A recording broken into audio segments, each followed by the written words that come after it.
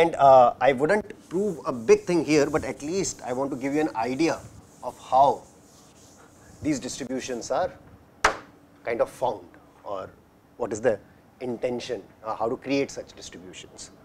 Okay, so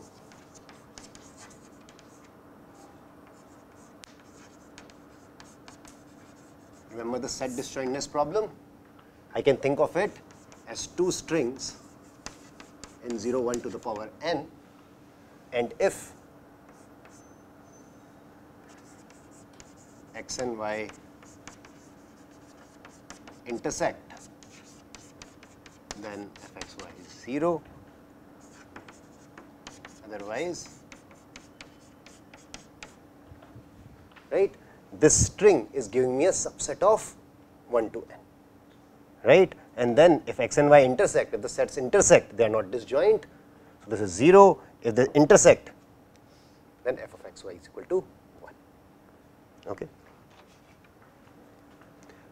Now, for this kind of a problem, this is a very, very important problem, randomized communication complexity. I told you things in data structures, data streamings, multiple ways this communication problem comes out. Its lower bound is very, very important. What do you think the lower bound should be? N? It turns out yes. So, for deterministic protocol, still you can think of n, right? But proving it for randomized protocol seems very, very hard, right? Even randomized, I can't do anything better than n. It turns out to be n, but it took a long, long time. And I will just tell you what is the hard distribution for it. The proof of it is difficult. I have the reference in the notes. Okay? Good. So, I want to create a hard distribution for this. Now, given any problem, any function, what is the trivial most distribution? Not f, distribution. Uniform distribution, right? So, let us start with trivial. What if mu is uniform? So, what exactly is a hard distribution?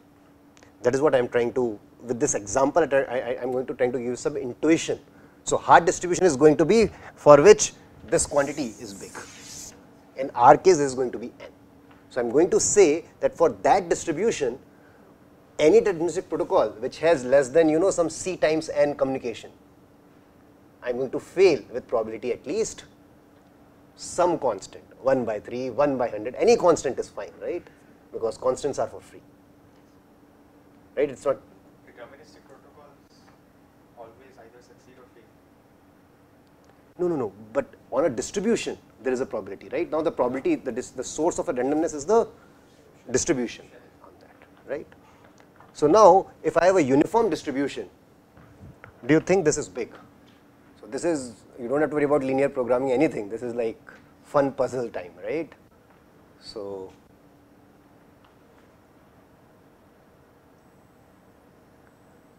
okay, let me ask this question. Suppose I pick mu xy uniformly at random, what is the probability that fxy is equal to 0? Or what is the probability that fxy equal to 1? Sorry? Yeah, close by, but so what is the probability that at index 1 they intersect?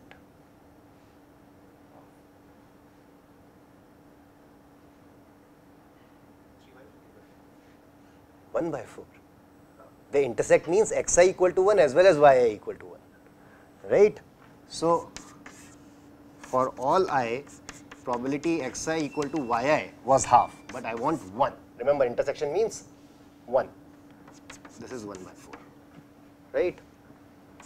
So, what is the probability that fxy equal to 0? That means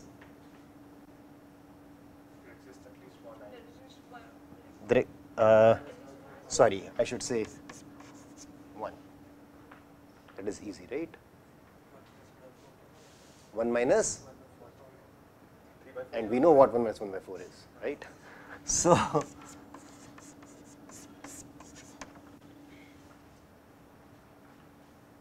right?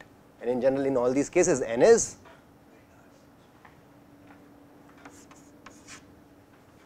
so. What is the algorithm which will succeed here? Always answer. Always answer 0, and you will succeed with a probability close to 1. No communication. With 0 communication, just answering 0 will make this work. Like, so clearly, this distribution is not good enough, right? So I want a distribution for which fxy equal to 0 with constant probability, fxy equal to 1 with some constant probability. Otherwise, I have no hope. I have this zero error, zero communication cost protocol. So is it clear? Remember, what is the probability? What is the probability? Is summation over mu xy, not probability.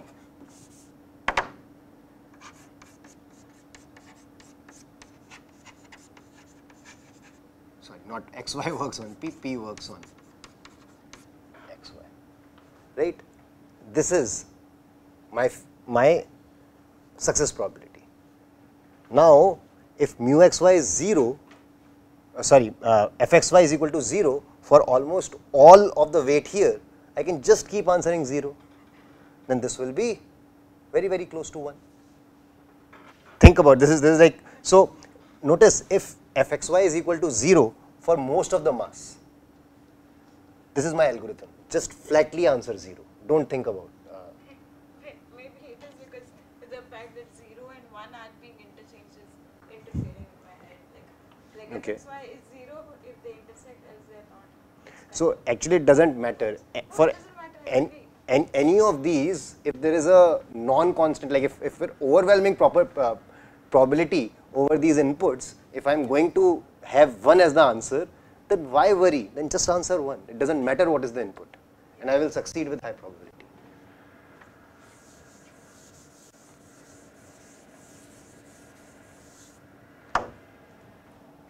Right. So now that means if we selected things at random, correct, then there is going to be no intersection. There is going to be an intersection with high probability, right? One idea could be, let's take smaller subsets,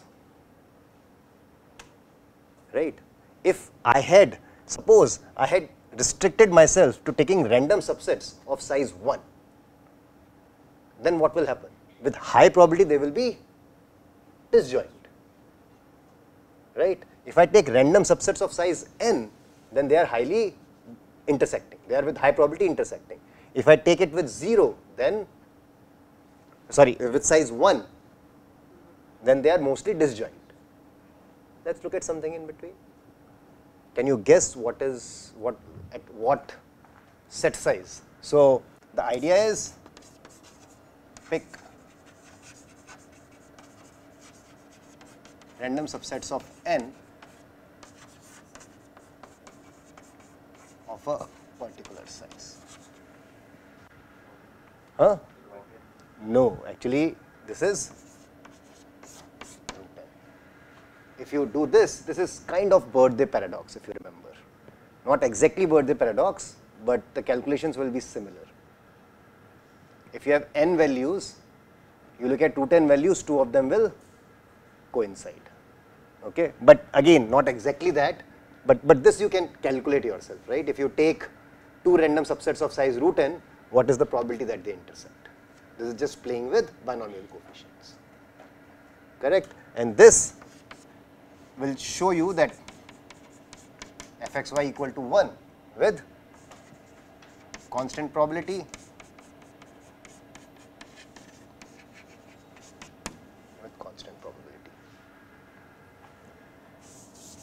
What do you think? Will this distribution work?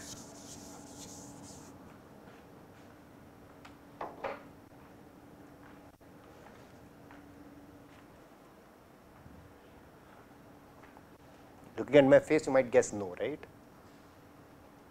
So I give you a hint, no, it won't work. So give me a protocol which will work in this case, which is of cost much less than n. And again, this is common sense mathematics, yes. Share the root n bits. Transfer all the root n bits and then we can calculate exactly. Very quick, almost correct answer. Is it root n bits? Which bits are 1? How do I know?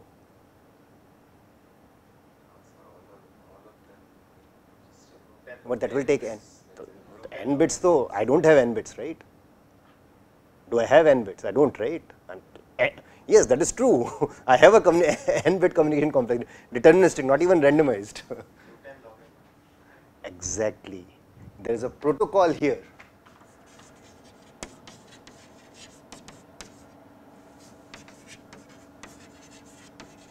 Of root n log n, right? What length do I need to specify an index in size 1 to n? If I want to specify an index in between 1 to n, what length do I need? Log n, right? I need log n bits to represent a number between 1 to n. I need to represent how many numbers? Root n. So I will just send all the indices. So Alice can send all the indices which are there in my subset. Bob can check easily, is there that index or not, right? So there is a root n log n protocol for this. This might seem stupid, but this is actually a nice hard distribution. The first bound that set disjointness was hard for a randomized protocol actually came from this distribution. You can use this distribution, the same distribution, and show that worst case complexity is omega root n. Again, this is the distribution, and you will show that for any deterministic protocol, you will require at least root n bits of communication. Or if you fix the communication to root n, your error probability will be more than some constant, probably 1 by 3. Sounds good? So even though this might look like a simple distribution, but this works at least for proving some amount. And notice that this is not trivial, right? If I tell you to prove that you need at least root n amount of communication, a randomized protocol, even there is no intuition also, right? Randomized protocol could probably be doing it in constant. I don't know, some exchange some bits and figure it out. So this was the first one. This was, I think, by, I don't know if you have heard, Laszlo Babai et al. Okay, if I remember correctly. But in any case, they could actually show something stronger. So in this case, what happens is the way I am picking x and the way I am picking y is independent. I am picking a root n size subset from x and a root n size subset from, sorry, a root n size subset from n for x, a root n size subset from n for y. There is no relation between how x and y are picked. So I am not going to specify this, but there is a result which says that if your mu is a product distribution. What is a product distribution? The probability of xy is equal to some probability of x, probability of y. So you take a probability distribution over just x's, you take a probability distribution over just y's, and then multiply. That's the probability of xy.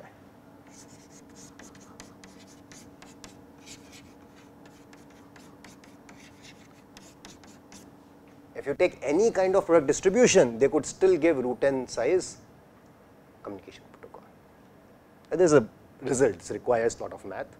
It's not obvious, but yeah, they are. So now, once you have all these things, this is how, you know, now we know what to do for the hard distribution, right?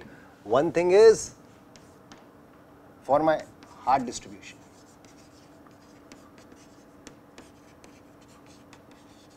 one thing is probability fxy equal to 0,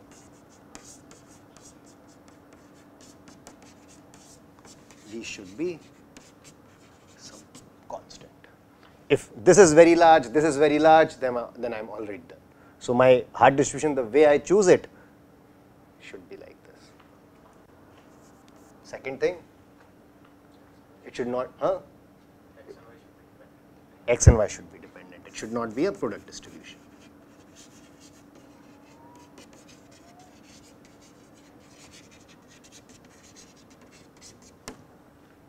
Right? X and Y should correlate. Anything else which you saw from all this discussion?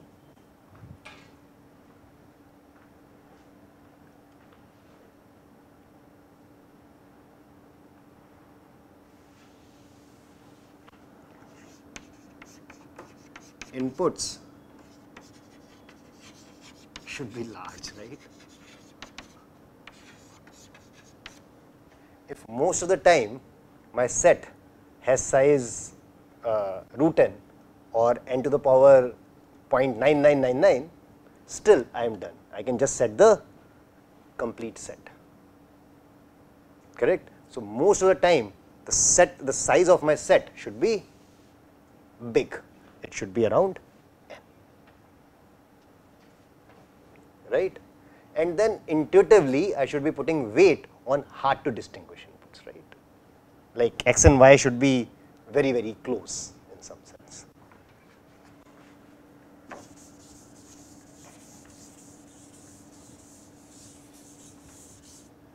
And the actual distribution, actually initially there was a proof by Kalyan Sundaram and one more guy.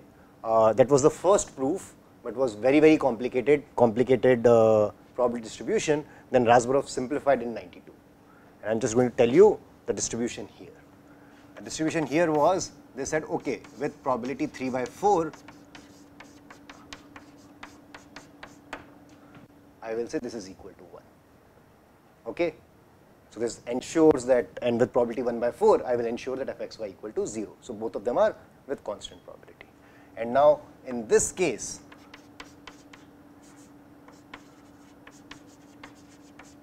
both sets have n by 4 ones because I want psi to be omega n, right? N by 4 is omega n such that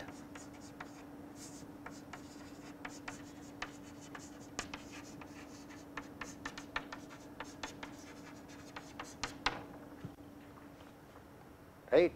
And by writing both sets don't intersect, here I have related x and y. It's not like I am picking x and y independently. If x has 1, then y does not have 1 for sure, right? So I am correlating. So notice how I am using all the three conditions here. Secondly, with probability 1 by 4, I will enforce fxy equal to 0. Both sets have n by 4 ones. There exists a unique I. This is just saying there exists a unique I such that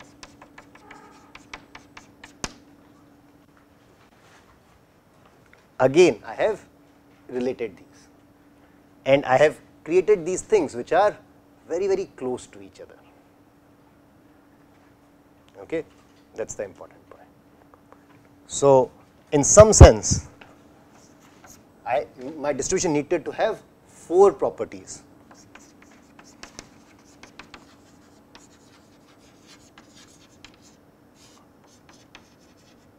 Hard to distinguish pairs. Okay, so I wanted to put weight on pairs which are almost disjoint or intersecting at very few places, right? So that is why this kind of works, but proving that still requires a lot of work. Okay, and this is just one example.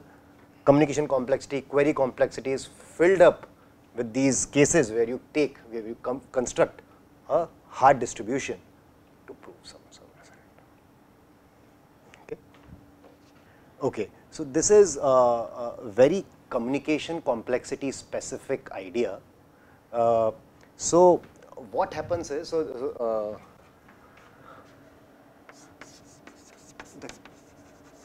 key thing is rectangles. Okay, what do I mean by this? Look at this communication matrix. Okay, all inputs of LS are here, all inputs of Bob are here, right? And now I have 1 somewhere, 0 somewhere, depending upon the function output, right? This is called the communication matrix for the problem, right? Now, what happens is, in your communication, when your communication happens, let's say LS transmits the first bit. Whoever is transmitting the first bit, let's call it LS. She either transfers 1 or she either transfers 0. So, in these inputs are kind of divided into half.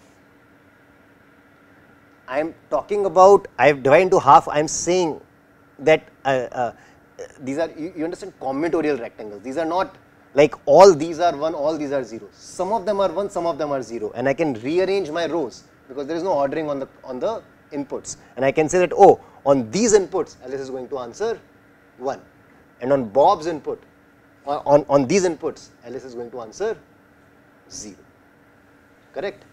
Then let's say it is Bob's turn,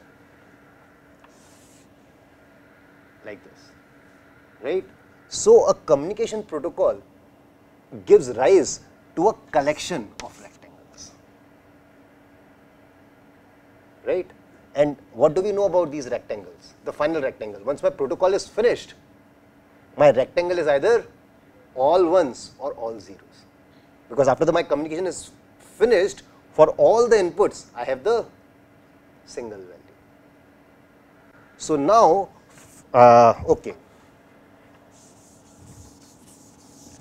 I am also learning about communication complexity, so I can show off, right? So let's think of equality function. Okay, equality function is you answer 1 if x and y are equal, 0 otherwise.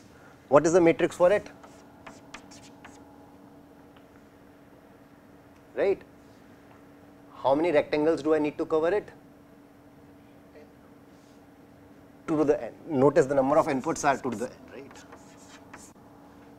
X and y are coming from 0, 1 to the n. So the size is 2 to the n by 2 to the n, right? And no two diagonals can be in a rectangle, right? Because if I take this and this, there is a 0 here.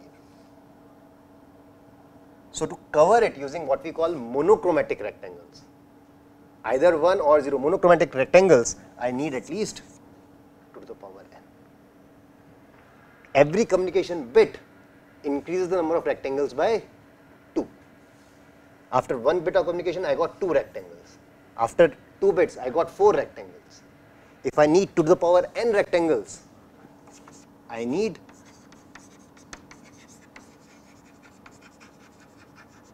n bits of communication. So this is an exact proof that any deterministic protocol for equality will take at least n bits. Now, when you do it for the deterministic protocol, with this, you want rectangles which are almost monochromatic and cover. So what you want to show is that under this distribution now, right, now you have a distribution in mind, and then you, when I say almost monochromatic means, if I am answering 1 on this, the weight according to the Hart distribution, the 1s is much more than the weight on 0. Such rectangles cannot be, you can't have large such rectangles. So I need lot of such rectangles to cover my communication matrix. That means I should have communicated a lot of bits. That's the idea. But this requires, so instead of exact monochromatic rectangles, I want almost monochromatic rectangles. And I would show that to cover the communication matrix. Now, good thing is now I have deterministic protocol. So I know that in C bits of communication, I will get 2 to the power C many rectangles. So I just show that almost monochromatic rectangles, still you need lot of almost monochromatic rectangles to cover the communication matrix of set disjointness, not equality. That's the idea. Okay, that finishes today's lecture. Thank you.